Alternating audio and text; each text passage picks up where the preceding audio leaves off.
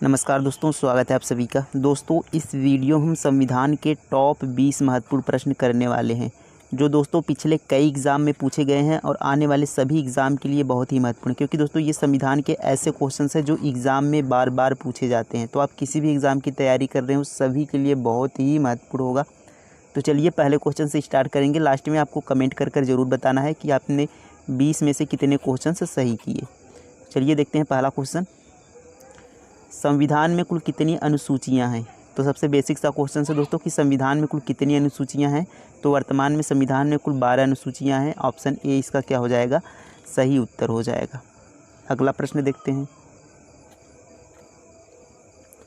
मौलिक कर्तव्य किस अनुच्छेद में है? बताएंगे मौलिक कर्तव्य किस अनुच्छेद में है। तो मौलिक कर्तव्य दोस्तों 51 ए में है। अनुच्छेद कितने में? 51 ए में, यानी इसका डी वाला क्या हो जाएगा? सही उत्तर हो जाएगा 51 ए। 18 में क्या है दोस्तों? उपाधियों का अंत। उपाधियों का अंत याद रखेंगे, उपाधियों का अंत 18 में है। 19 में क्या है? 19 में बोलने की स्वतंत्रता यानी अभिव्यक्ति की स्वतंत्रता। तो प्रेस को स्वतंत्रता जो मिलती है, यानी प्रेस को बोलने की स्वतंत्रता जो है वह आर्टिकल 19 के तहत ही है। इसको आप याद रखेंगे। अगला प्रश्न देखेंगे। देखिए, दैहिक स्वतंत्रता किस अनुच्छेद में है? दैहिक स्वतंत्रता यानी दोस्तों जीवन जीने का अधिकार, यह किस अनुच्छेद में है? तो आर्टिकल 21 में। ऑप्शन ए क्या हो गया इसका? सही उत्तर हो जाएगा। अगला प्रश्न देखते हैं। मौलिक कर्तव्य को किस देश से लिया गया है? तो मौलिक कर्तव्य दोस्तों जो अभी हमने देखा कि 51 ए में है अनुच्छेद में, वह किस देश से लिया गया है? तो रूस इसका सही उत्तर हो जाएगा। ऑप्शन नंबर बी क्या होगा इसका? सही उत्तर हो जाएगा। अगला प्रश्न देखें।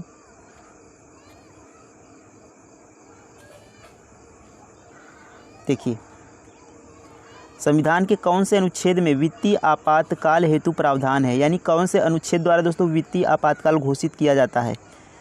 तो ऑप्शन सी इसका सही उत्तर हो जाएगा। अनुच्छेद 360 के तहत वित्तीय आपात घोषित किया जाता है। तो 360 इसका क्या हो जाएगा?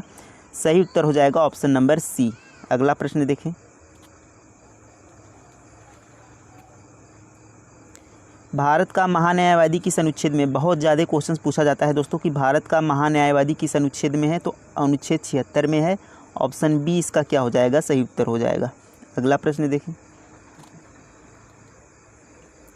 संविधान सभा ने भारत के संविधान को कब स्वीकृत किया था? तो संविधान सभा द्वारा भारतीय संविधान को कब स्वीकार किया गया? तो 26 नवंबर 1949, यानी ऑप्शन बी क्या हो जाएगा इसका? सही उत्तर हो जाएगा। 26 नवंबर 1949 को भारतीय संविधान सभा द्वारा संविधान को स्वीकृत किया गया।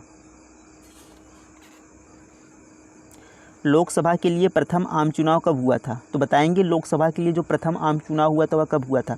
तो 1951 में स्टार्ट हुआ था, लेकिन 1952 में यहाँ पर पूर्ण हुआ था। तो 1952 यहाँ पर आंसर होगा। बी वाला क्या होगा इसका? सही उत्तर हो जाएगा। अगला प्रश्न देखें।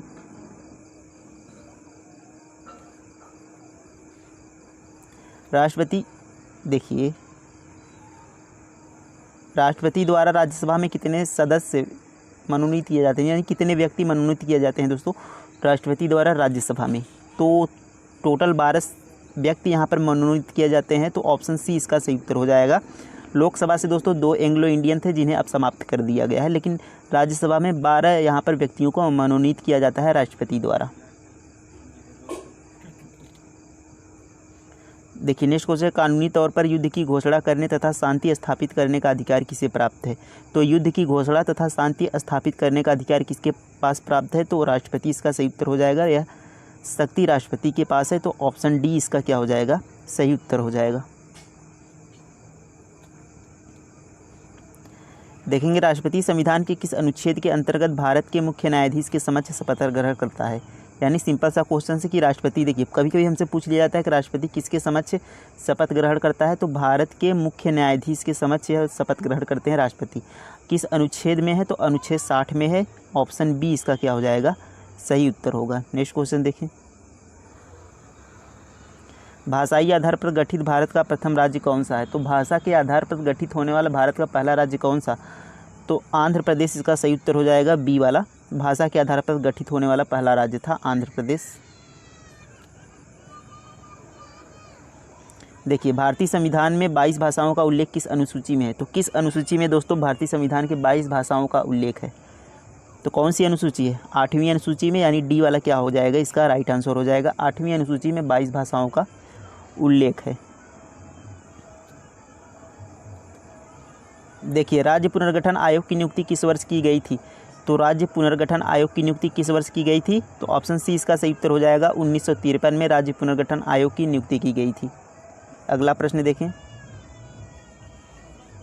इनमें से कौन सा मौलिक अधिकार नहीं है? बताएंगे इनमें से कौन सा मौलिक अधिकार नहीं है। शिक्षा का अधिकार मौलिक अधिकार है। सामान्य समानता, यहाँ पर लिखेंगे समानता। समानता का अधिकार मौलिक अधिकार है। स्वतंत्रता का अधिकार मौलिक अधिकार है। संपत्ति का अधिकार ये आपका मौलिक अधिकार नहीं है। ऑप्शन डी यानी यहाँ पर सही उत्तर हो जाएगा। हमसे पूछा है कौन सा नहीं है, तो डी वाला संपत्ति का अधिकार मौलिक अधिकार नहीं है। ऑप्शन डी इसका क्या होगा? राइट आंसर होगा। किस राज्य में सर्वप्रथम राष्ट्रपति शासन लागू किया गया था? कौन सा राज्य था जिसमें सबसे पहले राष्ट्रपति शासन लागू किया गया था? तो ऑप्शन बी इसका सही उत्तर हो जाएगा। पंजाब में सबसे पहले राष्ट्रपति शासन लागू किया गया था। कहाँ पर? पंजाब में। कौन से सन में? तो 1951 में यहाँ पर पंजाब में लागू किया गया था।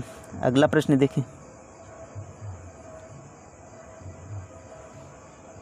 भारतीय संविधान की संशोधन प्रक्रिया किस देश के संविधान से प्रभावित है? तो भारतीय संविधान में जो संशोधन की प्रक्रिया हुआ किस देश से लिया गया है, या कह सकते हैं किस देश से प्रभावित है?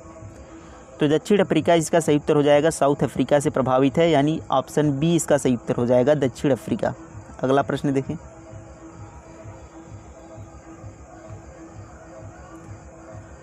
पहली बार किसी भी राज्य में राष्ट्रपति शासन कब लागू किया गया था? तो देखिए वही क्वेश्चन है जो हमने पीछे किया कि किस राज्य में किया गया था, तो पंजाब में। लेकिन हमसे यहाँ पर सन पूछ लिया गया है, किस कौन से सन में किया गया था? 1951। यहाँ पर देखिए ऑप्शन नहीं है, यहाँ पर 52 को 51 कर लेंगे। तो 1951 में दोस्तों यहाँ पर राष्ट्रपति शासन लागू किया गया था पंजाब में पहली बार। अगला प्रश्न देखें, भारत में कितने प्रकार के आपातकाल घोषित किए जा सकते हैं? तो भारत में कितने प्रकार के आपातकाल घोषित किए जाते हैं? तो 3 प्रकार के आपातकाल राष्ट्रपति, यहाँ पर देखिए, राष्ट्रीय आपात, राज्य का आपात और एक वित्तीय आपात। तो यानी 3 प्रकार से यहाँ पर आपात घोषित किए जाते हैं। तो बी वाला इसका क्या हो जाएगा? सही उत्तर हो जाएगा। राष्ट्रीय आपात, राज्य आपातकाल और यहाँ पर वित्तीय आपातकाल। संविधान के किस भाग में संविधान संशोधन की प्रक्रिया का उल्लेख है? बताएंगे संविधान के किस भाग में संविधान संशोधन की प्रक्रिया का उल्लेख है। अभी हमने देखा कि संविधान संशोधन प्रक्रिया कहाँ से प्रभावित है, किस देश से लिया गया है, तो दक्षिण अफ्रीका हमने अभी देखा। तो किस भाग में है यह प्रक्रिया संशोधन की? बताएंगे भाग 20 में, यानी सी वाला क्या होगा इसका सही उत्तर हो जाएगा। तो टोटल हमारे दोस्तों 20 क्वेश्चंस कंप्लीट होते गए हैं। तो इसमें कितने क्वेश्चंस आपने सही किए कमेंट में ज़रूर बताइएगा। मिलते हैं अगले वीडियो में। थैंक यू, धन्यवाद, जय हिंद।